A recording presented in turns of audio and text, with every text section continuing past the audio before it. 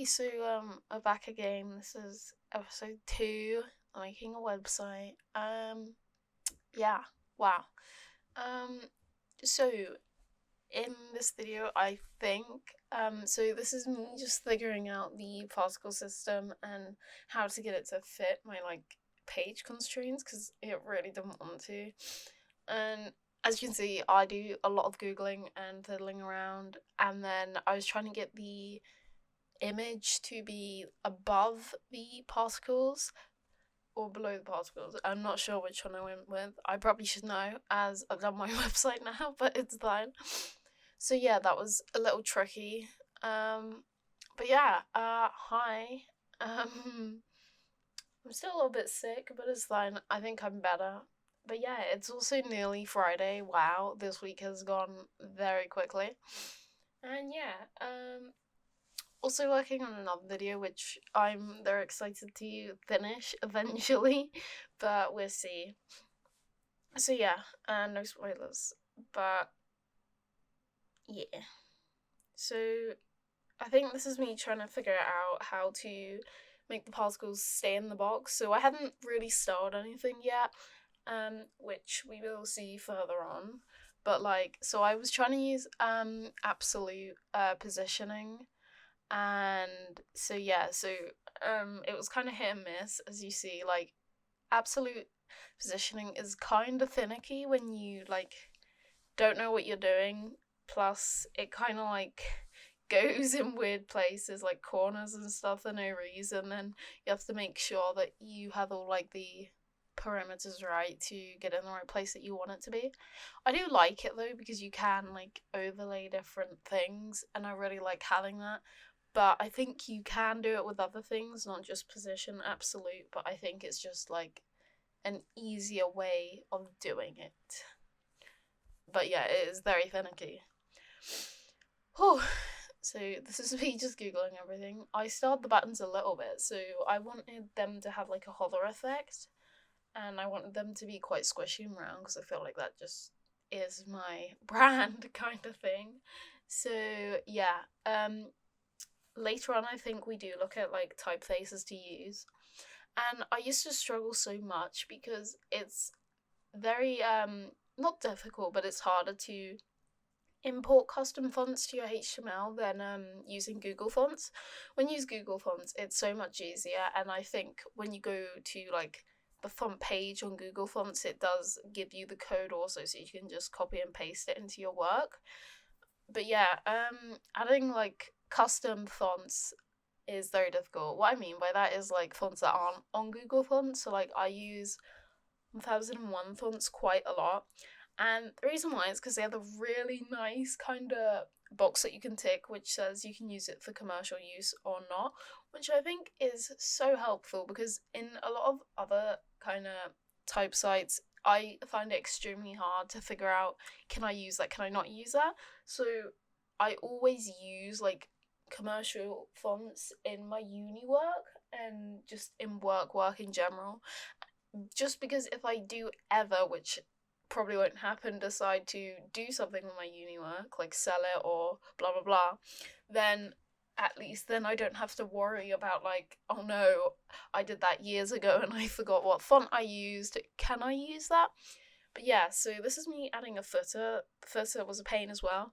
I don't absolutely love it on my site because there's a weird little gap which I've tried to fix, but I think I've got to the point now where I just want to, have it out there, relax, not make any changes for a while. But yeah, so this is me just playing with fonts. I like this font a lot, but it just didn't fit with the brand, and I think it was just a bit too much.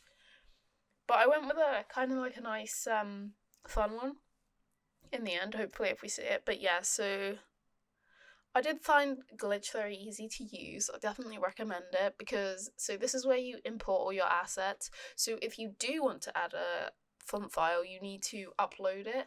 Then you need to link it into the CSS. But it's fine. It's quite easy. But yeah. It's just kind of satisfying seeing this, but also probably not, because if you do know what you're doing and you're watching this, you're probably like, why has she done it that way? I couldn't tell you, but it does work. It really does work.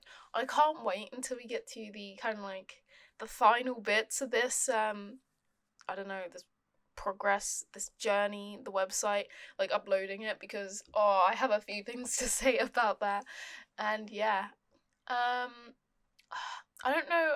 I don't know if this in this episode I tried to do the buttons like I was saying, like I wanted to do some buttons on the on my work page, so then I can link it to the different areas of work that I've done. So yeah, so at first I tried to make a drop down, which I really wanted to do, but I could not make it work anyway I did it.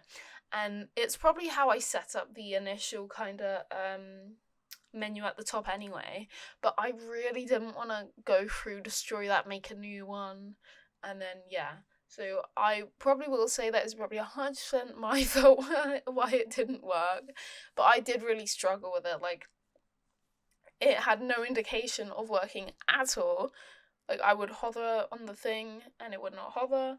I don't know if it was my syntax, I was typing it in wrong, or maybe it's not supported. But, it's fine. But there are easier ways to make a menu, as I have learned. You can do it with lists, I think, and I think that's a much easier way to create a drop down menu. But, I did it the hard way, but it's fine, it works.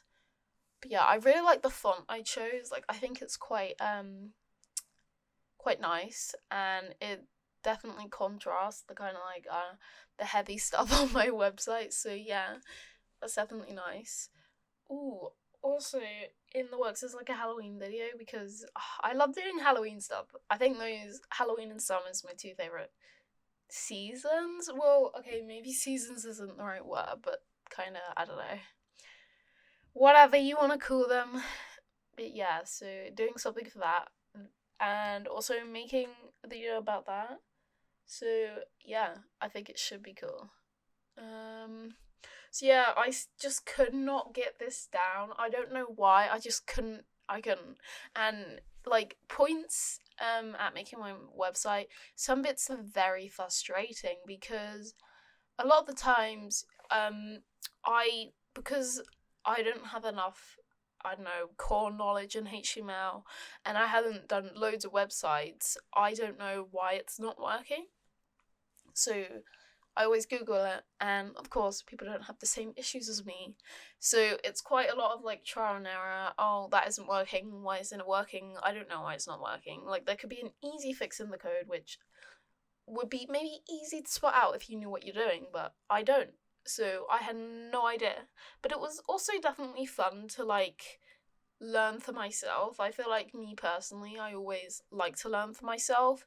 Like, I like watching videos, but I kind of like skip ahead until they do something, because I don't know, I just can't learn like that, and I prefer doing stuff myself. Like, I taught myself Blender, and I don't know, I think that's really satisfying to teach yourself something.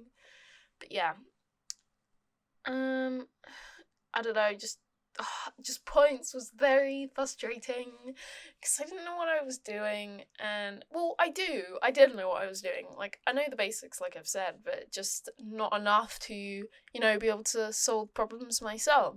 So a lot of it was watching videos, go through blog posts, stuff like that, the kind of usual thing. So yeah, slightly frustrating, but also it had a really nice learning curve, because once I'm done with my website, I'm like, wow, I actually did that. Wow. I am really proud of the particles. I know I did follow a video, but I think it gives it an extra touch. Like I said, really did not want to use JavaScript, because I didn't want to complicate it even more. And then I just wanted a simple, nice project, which this wasn't, but it was simple enough. But yeah, I think I do spend a lot of time trying to make this drop down menu. Hopefully I do stop. But I did end up not doing it. I do like the way I ended up doing it. Maybe it's not the most elegant way, but I do think definitely it works. 100% it works. I think this is me doing it now. I'm not sure. But yeah, I hope you're good. I really enjoyed making the last video, I won't lie. I don't know. It's nice to finally, have something to make a video about. Like, I do work and stuff and uni stuff, but I haven't really been feeling like it lately, and I haven't been, doing projects because just too kind of burnt out by everything. I don't want to just add more onto it, and then I don't know, cause I kind of want to do a lot of things, and then I'm like, that's too much to do. So yeah, I don't know, but it's definitely been fun to do something like this. This is probably gonna be like a stretch of videos and then radio silence, but it's fine. It's fine. So I don't know if you can see, but my solution was to just put the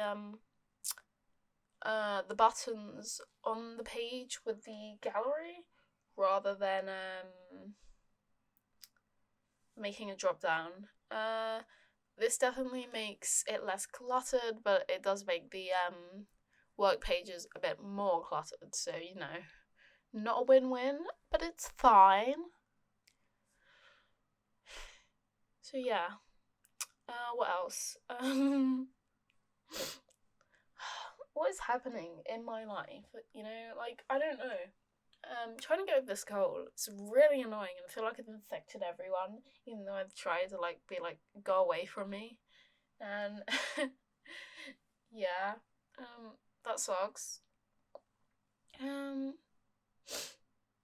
I don't know. I don't know what's been going on. Just like the usual. Like, I feel like weeks go by so fast now. Like, especially uni and working interchangeably. Like, I kind of like working part time a little bit because it does, make the week go a bit faster. Don't get me wrong. I love my job and everything I do, but it's nice to just have that little like break up of things. But then I don't know. Again, it's kind of like the same week, if that makes sense. But I feel like that's just what happens when you start working. Every week is the same.